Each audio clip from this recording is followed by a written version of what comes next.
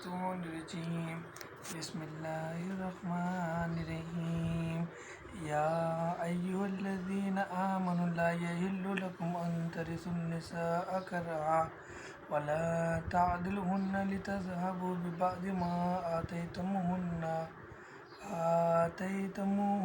إلا أن يأتين بفاحشة مبينة وعاشروهن بالمعروف فإن كرهتموهن فعسى أن تكرهوا شيئا ويجعل الله فيه خيرا كثيرا۔ اے ایمان والو، تمہیں حلال نہیں کہ زبردستی عورتوں کے ورثے میں بیٹھو۔ انہیں اس لیے روک نہ رکھو کہ جو تم نے انہیں دے رکھا ہے اس میں سے کچھ لے لو۔ ہاں، یہ اور بات ہے کہ وہ کھلی برائی اور بے حیائی کریں۔ ان کے ساتھ اچھے طریقے سے بود و باش رکھو اگر تم انہیں ناپسند کرو، لیکن بہت ممکن ہے کہ تم کسی چیز کو برا جانو اور اللہ تعالیٰ اس میں بہت ہی بھلائی کر دے۔ اس آیت میں 3 نکات ہیں جو سمجھنے والے ہیں کہ اے ایمان والو، تم نے جو ہے عورتوں کے ورثے میں زبردستی نہیں بیٹھنے۔ اس کا مطلب یہ ہے کہ جب اسلام سے پہلے کسی عورت کا خاوند انتقال کر جاتا تھا تو اب اس کے سسرال والے زبردستی اس کا نکاح اپنے چھوٹے بیٹے سے، بھتیجے سے، یا اگر اس کا کوئی سوتیلا بیٹا ہوتا تھا تو وہ بھی اگر نکاح کرنا چاہتا ہوتا تو وہ بھی کر لیتا تھا، یا پھر اس کا کسی کے ساتھ اس کا نکاح کرنے کی اس کو اجازت نہ دیتے اور اس کو گھر میں ہی رکھتے ایک نوکرانی بنا کر۔ تو اللہ تعالیٰ نے اس میں منع کیا گیا ہے کہ تم اس کے زبردستی اس کے ورثے میں نہیں بیٹھو، کہ تمہارا حق نہیں ہے کہ تم اس کے اوپر بھی اپنی جاگیرداری دکھاؤ، ٹھیک ہے۔ اور دوسرا نکتہ کیا ہے کہ تم انہیں اس بات پر نہ تنگ کر کے رکھو کہ تم نے جو ان کو دے رکھا ہے تو وہ تم ان سے حاصل کرو، کہ یہ جب تمہیں چھوڑ کر جانے لگے خود سے تو پھر تم ان سے وہ چیزیں لے لو جو تم نے ان کو دی ہیں۔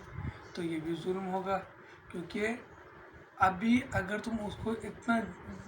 تنگ کرو گے، جان بوجھ کر زیادتی کرو گے کہ وہ خود ہی خلا لے لے، اور خلا لینے کی صورت میں کیا ہوگا کہ تم نے جو اس کو مال دیا ہے تم وہ تمہیں دے کر خود ہی اپنی جان چھڑوا کر جائے گی خود سے، تو تم ایسا نہیں کر سکتے ہرگز۔ اور تیسرا یہ کہ اگر تم اس سے ناپسند کرتے ہو تو تم پھر اس کو بھلے طریقے سے جانے دو، یعنی کہ طلاق دے دو۔ اب پہلے جب طلاق کا آپشن نہیں تھا تو لوگ کیا کرتے تھے کہ عورت کو اس طرح سے اس کو تنگ کر کے رکھتے تھے کہ وہ خلا لے لے، اور وہ جب خلا لیتی تھی تو پھر حق مہر شوہر کو واپس لینے کا اختیار ہوتا تھا، جو کہ ابھی بھی ہے۔ اگر کوئی عورت خلا لینا چاہے اور وہ خلا لیتی ہے تو پھر اگر شوہر اس سے اپنا حق مہر واپس لینا چاہے تو وہ دعویٰ کر سکتا ہے، اور اگر اس کو معاف کرنا چاہے، چھوڑنا چاہے حق مہر، تو وہ بھی بہتر ہے، چھوڑ دے تو اللہ تعالیٰ نے یہاں پر یہ 3 نکات ہمیں بتائے ہیں کہ ہمیں ایسے عورت کے ساتھ ظلم و زیادتی نہیں کرنی ہے۔ اگر تم اسے پسند نہیں کرتے تو تم اسے بھلے طریقے سے جانے دو، اور اگر تم ایک بیوی کی جگہ دوسری بیوی کرنا چاہو اور ان میں سے کوئی تم نے خزانے کا خزانہ دے رکھا ہو تو بھی اس میں سے کچھ نہ لو۔ کیا تم اسے ناحق اور کھلا گناہ ہوتے ہوئے بھی لے لو گے؟ جیسا کہ اللہ تعالیٰ نے ہمیں بتایا ہے کہ اگر تم نے اس کو خزانے کے خزانے بھی دے رکھے ہیں اور اب تم دوسرا نکاح کرنا چاہتے ہو تو تمہارا یہ اختیار نہیں ہے، تمہارا یہ حق نہیں ہے کہ تم اپنی پہلی بیوی سے وہ سب واپس لے لو جو تم نے اس کو دے رکھا تھا دوسری بیوی کو دینے کے لیے۔ یہ किसी तरीके से भी जायज़ नहीं है। यहाँ तक कि भी अगर तुम उसे किसी खुला गुनाह में भी मुब्तला देखो तब भी तुम उससे ये चीज़ें वापस नहीं ले सकते जो तुमने उसे दे दी हैं। तुम उसे कैसे ले लोगे हालांकि तुम एक दूसरे से मिल चुके हो। यहाँ पर आगे अल्लाह ताला ने इस बात को वादे कर दिया कि अब तुम उसे वो दी हुई चीज़ कैसे वापस ले सकते हो जब अब तुमने हम बिस्तरी कर ली, सोहबत कर ली, उससे मिलाप कर लिया। और उन औरतों ने तुमसे मजबूत अहद व पैमान ले रखा है और इन औरतों से निकाह ना करो जिनसे तुम्हारे बापों ने निकाह किया है,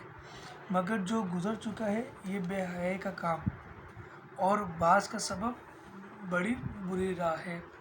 इस नुक्ते में, इस आयत में क्या नुकात मिलते हैं कि उन औरतों ने जो तुमसे अहद व पैमान रखा है, तो अब तुम अगर उनसे जब कोई गलती हो जाती है तो तुम उनसे उस गलती की बिना पर तुम वो सब कुछ उनसे वापस नहीं ले सकते जो तुमने उनको दे रखा है, ठीक है। और अब आगे अल्लाह ताला हम मुसलमानों को बता रहे हैं कि तुम उनसे निकाह ना करो, यानी कि उस औरत से निकाह जायज़ नहीं है जिससे हमारे बाप ने निकाह कर लिया, यानी कि सौतेली माँ जिसे कहते हैं।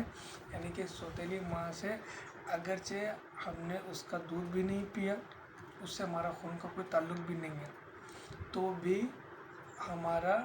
उससे निकाह करना जायज़ नहीं होगा, क्योंकि यहाँ अल्लाह ताला ने बिल्कुल खुले और वाज़ेह बात में हमें ये हुक्म अब हमारे ऊपर ये सादिर कर दिया कि तुम उन औरतों से निकाह ना करो जिनसे तुम्हारे बापों ने निकाह कर लिया है। ये जो बेहयाई का काम है जो गुज़र चुका, अब वो गुज़र चुका, लेकिन अगर अब तुम ये काम करते हो तो उसकी जो राह है वो बहुत बुरी राह है। हराम की गई तुम पर तुम्हारी माएँ, तुम्हारी लड़कियां और तुम्हारी बहनें, तुम्हारी फुप्पियां और तुम्हारी खालाएं और भाई की लड़कियां और बहन की लड़कियां और तुम्हारी वो माएँ जिन्होंने तुम्हें दूध पिलाया हो और तुम्हारे दूध शरीक बहनें और तुम्हारी सास और तुम्हारी वो परवरिश कुर्दा लड़कियां जो तुम्हारी गोद में हैं, तुम्हारी इन औरतों से जिनसे तुम दखुल कर चुके हो। हाँ, अगर तुमने इनसे जमा ना किया हो तो तुम पर कोई गुनाह नहीं, और तुम्हारे सल्बी और सगी बेटों की बीवियाँ और तुम्हारी दोनों बहनों का जमा करना, हाँ जो गुज़र चुका सो गुज़र चुका, अल्लाह ताला बख्शने वाला और मेहरबान है। अच्छा, अभी यहाँ पर जिन रिश्तेदारों का नाम लिया वो तो सब समझ में आ गया कि ये सारे वो रिश्तेदार हैं जिनसे खून का ताल्लुक़ है, और जिनसे खून के ताल्लुक़ होने के बाद जो पहली गुजर चुकी है बात जिनसे खून का ताल्लुक़ नहीं है, अल्लाह ताला ने उसको अलग वाज़े कर दिया। दूसरा यहाँ पर एक ये बात नज़र आती है कि तुम्हारी सास जिनसे खून का ताल्लुक़ नहीं है ना उनका हमने दूध पिया, तो भी उस सास से निकाह करना अल्लाह ताला ने हमारे ऊपर मना कर दिया कि तुम सास से भी निकाह नहीं कर सकते। जिस बेटी से तुम निकाह कर चुके हो, अब उसके होते हुए तो मुमकिन नहीं कि उसकी माँ भी तुम्हारी ज़ौजियत में रहे, और उसके इंतकाल के बाद भी बिल कबूल नहीं कि तुम्हारी जो माँ के दर्जे पर रुतबे पर पहुँच चुकी है, अब अगरचे उसकी बेटी इस दुनिया में नहीं रही, तुम्हारा निकाह तो उसके साथ अभी तक बरकरार है, तो तुम उसकी माँ के साथ निकाह अभी भी नहीं कर सकते। अब कौन सा रिश्ता जिनसे खून का ताल्लुक़ नहीं है? ऐसी दाई, ऐसी औरत जिसने किसी बच्चे को दूध पिलाया हो और उसके अपने खुद के भी सगे बच्चे हों, तो उनमें भी आपस में रिश्ता करना जायज़ नहीं। इन बातों को हमें मद्देनज़र रखे देखना चाहिए कि हमने किसके साथ निकाह करना है, किसके साथ निकाह नहीं। अल्लाह ताला ने कुरान पाक में वाज़ेह और खुले अल्फाजों में हमें बयान करके हमें یہ سبق دے دیا ہے۔ اللہ تعالیٰ سے دعا ہے کہ اللہ تعالیٰ ہم سب کو قرآن پاک پڑھ کر اور اس کو سمجھ کر اور اس پر زندگی گزارنے کی توفیق عطا فرمائے، آمین۔